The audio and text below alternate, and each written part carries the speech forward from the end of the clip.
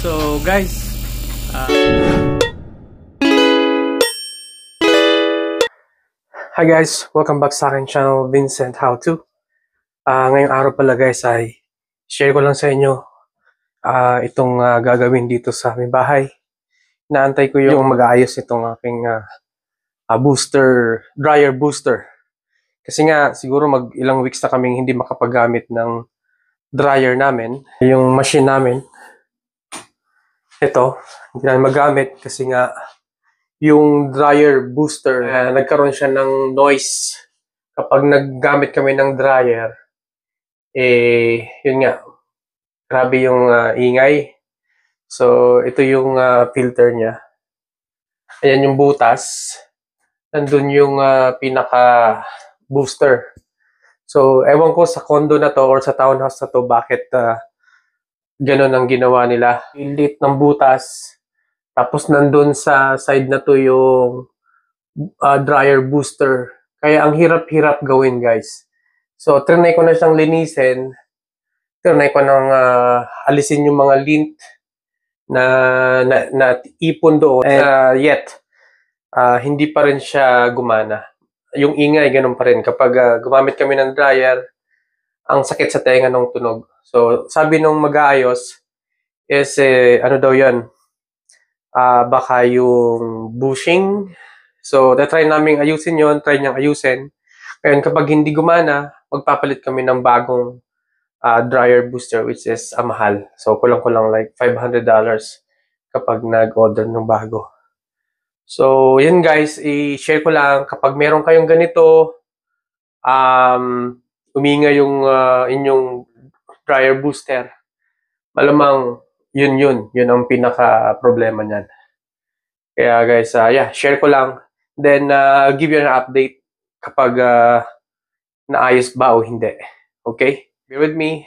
Tingnan natin guys kung maayos namin itong dryer booster na to. So, yun. Dito na pala siya. Hello po, kuya. Kumusta? Vincent po.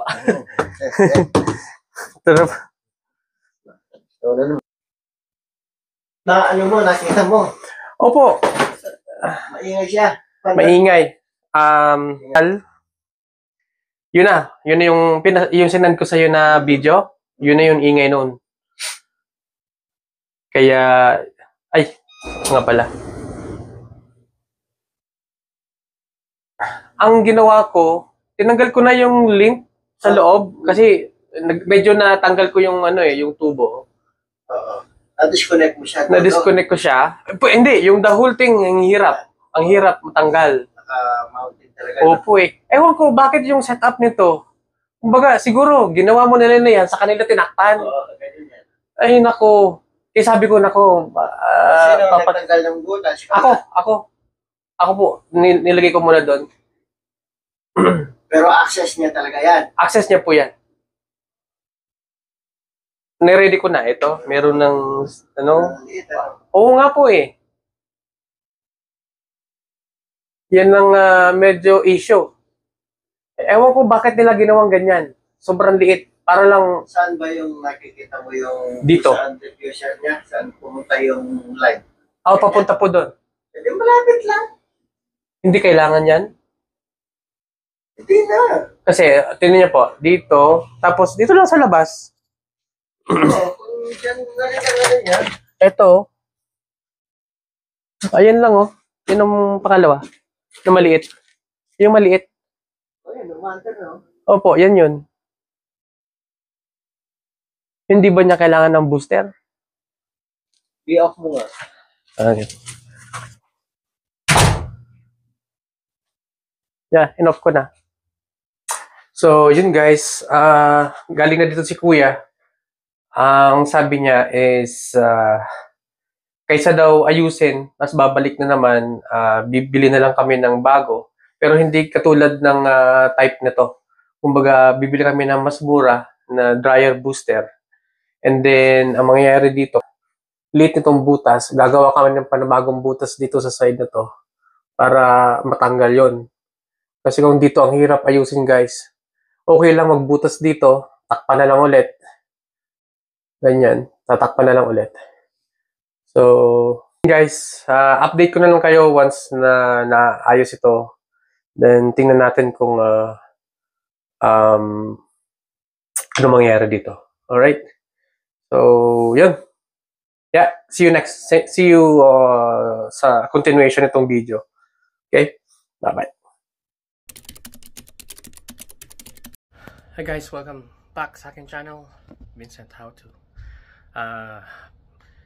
Continuation pala ito guys ng pag-aayos ko ng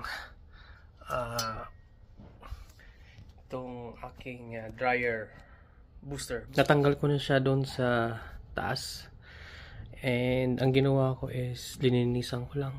Nilinis ko siya. Then several times na testing.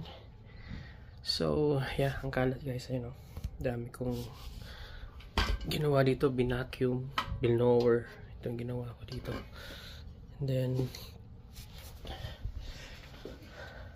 ito yung naggawa ko ng panibagong butas para mas mag-access ko yung para matanggal ko siya dyan. So, dalawang butas na yan. Tatakpan ko na lang. Then, yeah, itatry ko kung hindi na bumalik yung ingay niya. Sana linisan lang. Pero nag-order na ako sa Amazon ng bagong ganon. Pero kung gumana to, isasauli ko na lang yun sa Amazon. Okay? So, let's see guys. Ibabalik ko na yun. Kakabit ko siya ulit dito. And then let's see. Okay.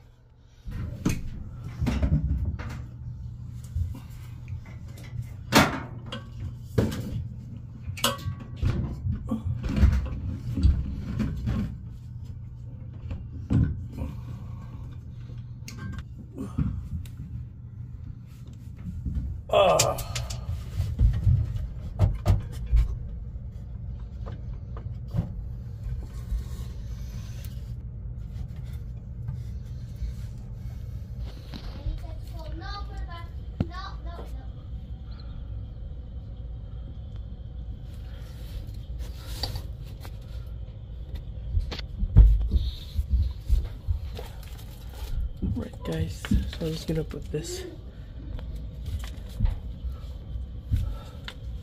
So guys, finally it's done. Nakabit ko na yon, nalagyan ko na siya ng yung parang silicone na yan. So hopefully guys, it will work and hindi na siya umingay. So yeah, sinaksak ko na. Then try ko na mag-dryer ngayon.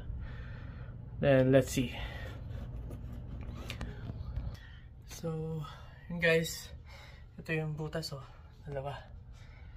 You know. So, hopefully gumana siya kasi nga ang hirap nito. Ang dami ko ng binutas. Dalawang butas nandito. So, tingnan natin to. Then try na tayo mag-dryer.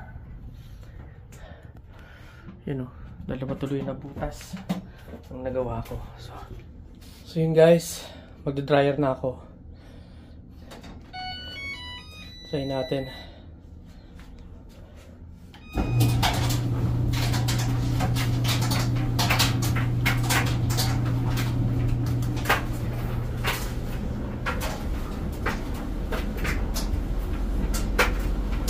Yun, umandar na siya.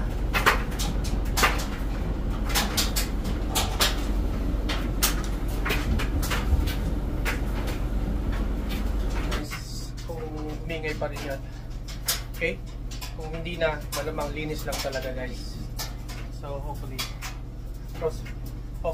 everything's good. Para hindi na ako bumili ng bago. Kaya may narinig na ako.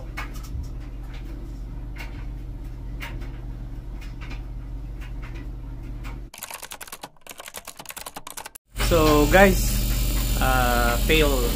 Kahit nilinisan na, umingay pa rin talaga. Bumalik yung ingay. So, yeah. Give up na ako dito. Palitan na lang to ng bago. Yan o, panarinig nyo. Sobrang ingay na. Papalitan na. Sira na talaga to guys.